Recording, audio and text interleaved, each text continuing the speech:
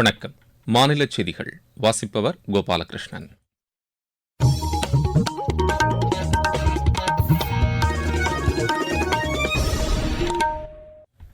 தலைப்புச் செய்திகள். பிரதமர் திரு நரேந்திர மோடி இன்று யுக்ரைன் நாட்டிற்கு செல்கிறார். நாட்டின் முதலாவது தேசிய விண்வெளி தினம் இன்று கொண்டாடப்படுகிறது.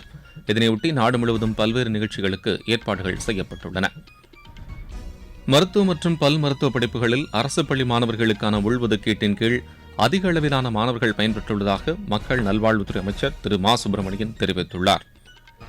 நீர்நிலைகளில் விநாயகர் சிலைகளை கரைப்பது குறித்த வழிமுறைகளை தமிழக மாசு கட்டுப்பாட்டு வாரியம் அறிவித்துள்ளது. 20 வயதுக்குட்பட்டோருக்கான தெற்காசிய கால்பந்து சம்மேளன சாம்பியன்ஷிப் போட்டியில் இந்திய அணி இன்று மாலத்தீவு அணியை எதிர்கொள்கிறது. இனி விரிவான செய்திகள். போலந்து சென்றுள்ள பிரதமர் திரு நரேந்திர மோடி அந்நாட்டின் கபடி கூட்டமைப்பின் தலைவர் திரு மிச்சல் ஸ்பிஸ்கோ மற்றும் அதன் உறுப்பினரான அன்னா கல்பர்செக்கை சந்தித்து உரையாடவுள்ளார். கபடி விளையாட்டை பரவலாக்குவதற்கு தேவையான நடவடிக்கைகள் எடுப்பது குறித்தும் அவர் அங்கு விவாதித்தார்.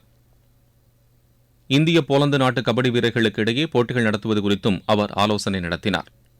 இதையடுத்து பிரதமர் திரு நரேந்திர மோடி இன்று யுக்ரைன் நாட்டுக்கு புறப்பட்டுச் செல்கிறார். போலந்து கபடி வீரர்களுடன் கலந்துரையாடியது குறித்து சமூக வலைதளத்தில் பதிவிட்டுள்ள பிரதமர் திரு நரேந்திர மோடி, கபடி விளையாட்டு போலந்தில் அதிக அளவில் விளையாடப்படுவதாக குறிப்பிட்டுள்ளார்.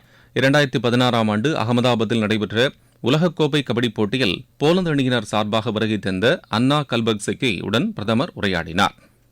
நாட்டின் முதலாவது தேசிய விண்வெளி தினம் இன்று கொண்டாடப்படுகிறது. இதனையொட்டி நாடு முழுவதும் பல்வேறு நிகழ்ச்சிகளுக்கு ஏற்பாடுகள் செய்யப்பட்டுள்ளன. குடியரசுத் தலைவர் திருமதி திரௌபதி முர்மு புதுதில்லியில் உள்ள பாரத் மண்டபத்தில் நடைபெறும் நிகழ்ச்சியில் பங்கேற்கிறார். நிலவில் இறங்கி இதயங்களில் இடம் பிடித்த ஒரு சாதனை, இந்தியாவின் விண்வெளி வரலாறு என்ற கருப்பொருளில் இந்த ஆண்டுக்கான கொண்டாட்டங்கள் நடைபெறுகின்றன.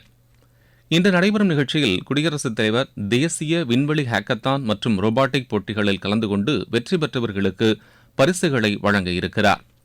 கடந்த ஆண்டு இதே நாளில் இஸ்ரோவின் சந்திரயான் 3 திட்டத்தின் கீழ் நிலவின் தென்பகுதியில் விக்ரம் லேண்டர் வெற்றிகரமாக தரையிறக்கி சாதனை படைக்கப்பட்டது. பிரக்யான் உலாவி நிலவில் இறங்கி ஆய்வுகளை மேற்கொண்டது. விக்ரம் லேண்டர் தரையிறங்கிய பகுதி சிவசக்தி என்று குறிப்பிடப்பட்டது. விக்ரம் லேண்டர் வெற்றிகரமாக நிலவில் தரையிறங்கிய இந்த நாளை தேசிய விண்வெளி தினமாக கடந்த வருடம் பிரதமர் திரு நரேந்திர மோடி அறிவித்தார். இந்த நாளில் விண்வெளித்துறையில் மிக முக்கியமான சாதனைகள் மற்றும் விண்வெளித்துறையில் இந்தியா அடைந்து வரும் முன்னேற்றங்கள் குறித்த கண்காட்சிகள், சொற்பொழிவுகள், உரை நிகழ்ச்சிகள் ஆகியவை நாடு முழுவதும் இன்று நடைபெறுகிறது. தேசிய விண்வெளி தினம் இன்று கொண்டாடப்படுவதையடுத்து விண்வெளித்துறையின் எதிர்காலம் குறித்து ஸ்பேஸ் கிட்ஸ் இந்தியாவின் நிறுவனர் டாக்டர் ஸ்ரீமதி கேசனுடன் கலந்துரையாடினார் எமது செய்தி ஆசிரியர் எஸ் ஜாய். ரஷ்ய விண்வெளி வீரர்கள் இருவர் சென்னையில் நடைபெறும் நிகழ்ச்சியில் பங்கேற்று சிறப்பிக்க உள்ளதாக ஸ்ரீமதி கேசன் தெரிவித்துள்ளார்.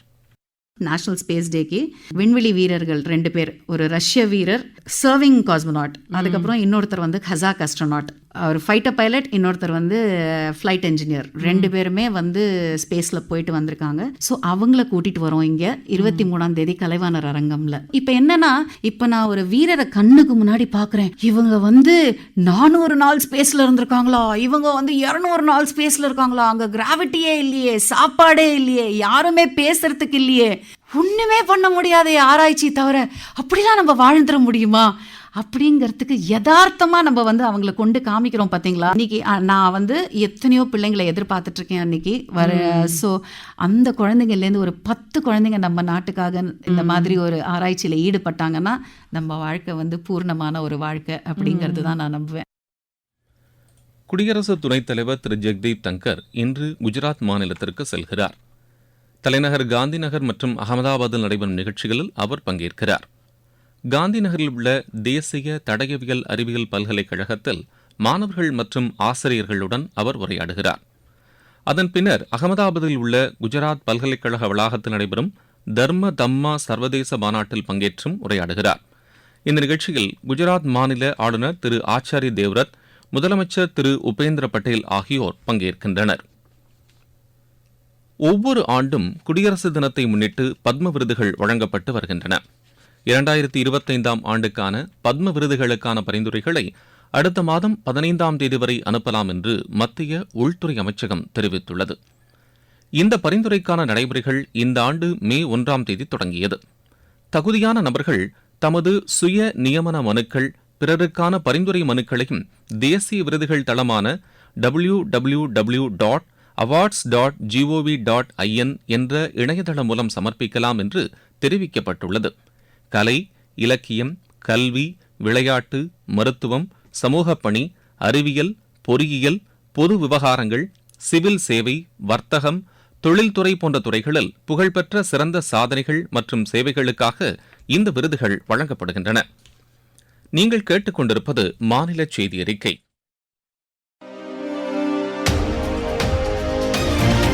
நேயர்களே,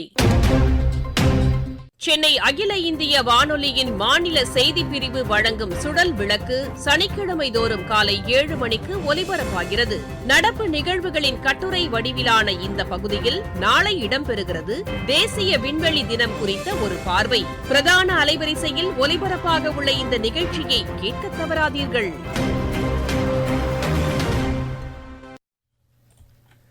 இந்த ஆண்டுக்கான மருத்துவ மற்றும் பல் மருத்துவ படிப்புகளில் அரசு பள்ளி மாணவர்களுக்கான 7.5% உள் ஒதுக்கீடு மற்றும் சிறப்பு பிரிவு மாணவர்களுக்கான ஒதுக்கீடுகளின் கீழ் கல்லூரிகளில் சேர்வதற்கான ஆணைகளை மாநில மக்கள் நல்வாழ்வுத்துறை அமைச்சர் திரு மா சுப்பிரமணியன் நேற்று வழங்கினார்.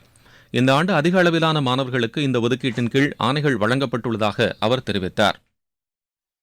இந்த ஆண்டை பொறுத்தவரை மருத்துவத்திற்கு மட்டும் 496 மாணவர்களுக்கு எம்பிபிஎஸ் இடங்களுக்கு ஆணைகள் வழங்கப்படுகிறது. பல் மருத்துவத்தை பொறுத்தவரை 126, ஆக மொத்தம் 622 இடங்களுக்கு தரப்படுகிறது. இந்த ஆண்டுதான் இந்த மருத்துவத்துறை வரலாற்றிலேயே எம்பிபிஎஸ் இடங்களுக்கு அதிகபட்ச எண்ணிக்கையில் 7.5% இடஒதுக்கீட்டிற்கு மாணவர்கள் செல்லுவது. அதாவது 496 மாணவர்கள் இந்த ஆண்டு எம்பிபிஎஸ்க்கு மட்டும் செல்லுகிறார்கள். கடந்த ஆண்டு அது 489, அதற்கு முந்தைய ஆண்டு 465, அதற்கு முந்தைய ஆண்டு 445, அதற்கு முந்தைய ஆண்டு 435. இந்த ஆண்டு மட்டுமே அதிக அளவிலான மருத்துவ மாணவர்கள் இந்த 7.5% இடஒதுக்கீட்டில் இன்றைக்கு ஆணைகளை பெற்றிருக்கிறார்கள். அடுத்த மாதம் 7ஆம் தேதி விநாயகர் சதுர்த்தி கொண்டாடப்படுகிறது. இதனையொட்டி விநாயகர் சிலைகளை நீர்நிலைகளில் கரைப்பது குறித்து மாசு கட்டுப்பாட்டு வாரியம் வழிமுறைகளை அறிவித்துள்ளது. இதன்படி களிமண்ணால் செய்யப்பட்டதும் பிளாஸ்டர் ஆஃப் பாரிஸ், பிளாஸ்டிக் மற்றும் தெர்மோகோல் கலவையற்றதுமான சுற்றுச்சூழலை பாதிக்காத மூலப்பொருட்களால் செய்யப்பட்ட சிலைகளை மட்டுமே நீர்நிலைகளில் கரைக்க வேண்டும் என்று தெரிவிக்கப்பட்டுள்ளது. செயற்கை சாயம் பூசப்பட்ட சிலைகள் கரைப்பதை தவிர்க்க வேண்டும் என்றும், மாவட்ட நிர்வாகத்தினால் குறிப்பிடப்பட்டுள்ள இடங்களில் மட்டுமே கரைக்க வேண்டும் என்றும் மாநில மாசு கட்டுப்பாட்டு வாரியம் அறிவுறுத்தியுள்ளது. தென்காசியில் உள்ள 1000 ஆண்டுகள் பழமை வாய்ந்த சங்கரநாராயணன் கோவில் மகா கும்பாபிஷேகம் இன்று காலை நடைபெறுகிறது. இதையொட்டி மாவட்டத்திற்கு உள்ளூர் விடுமுறையும் அறிவிக்கப்பட்டுள்ளது. இந்த கோவிலின் சிறப்புகள் மற்றும் இன்றைய நிகழ்ச்சிகள் குறித்து எமது செய்தியாளர் தரும் தகவல்.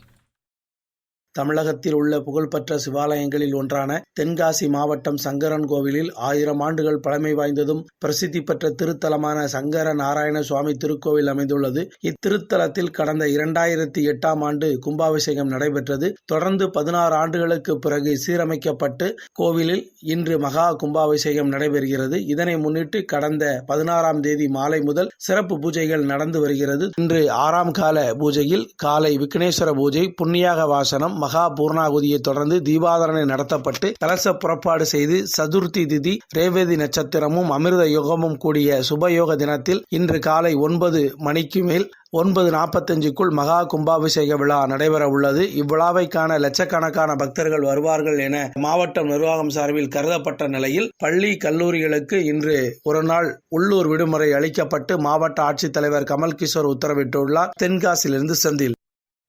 இருவரிச் செய்தி.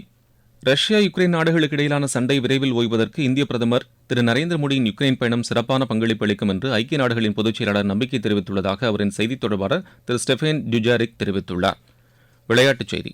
20 வயதுக்குட்பட்டோருக்கான தெற்காசிய கால்பந்து சம்மேளன் சாம்பியன்ஷிப் போட்டியில் இந்திய அணி இன்று மாலத்தீவு அணியை எதிர்கொள்கிறது. இந்த போட்டி நேபாள தலைநகர் காட்மாண்டுவில் நடைபெறுகிறது. மீண்டும் தலைப்புச் செய்திகள். பிரதமர் திரு நரேந்திர மோடி இன்று யுக்ரைன் நாட்டிற்கு செல்கிறார். நாட்டின் முதலாவது தேசிய விண்வெளி தினம் இன்று கொண்டாடப்படுகிறது. இதனையொட்டி நாடு முழுவதும் பல்வேறு நிகழ்ச்சிகளுக்கு ஏற்பாடுகள் செய்யப்பட்டுள்ளன. மருத்துவ மற்றும் பல் மருத்துவ படிப்புகளில் அரசு பள்ளி மாணவர்களுக்கான உள்ஒதுக்கீட்டின் கீழ் அதிக அளவிலான மாணவர்கள் பயன்பெற்றுள்ளதாக மக்கள் நல்வாழ்வுத்துறை அமைச்சர் திரு மா சுப்பிரமணியன் தெரிவித்துள்ளார். நீர்நிலைகளில் விநாயகர் சிலைகளை கரைப்பது குறித்த வழிமுறைகளை தமிழக மாசு கட்டுப்பாட்டு வாரியம் அறிவித்துள்ளது. 20 வயதுக்குட்பட்டோருக்கான தெற்காசிய கால்பந்து சம்மேளன சாம்பியன்ஷிப் போட்டியில் இந்திய அணி இன்று மாலத்தீவு அணியை எதிர்கொள்கிறது. இத்துடன் செய்தி அறிக்கை நிறைவு பெற்றது.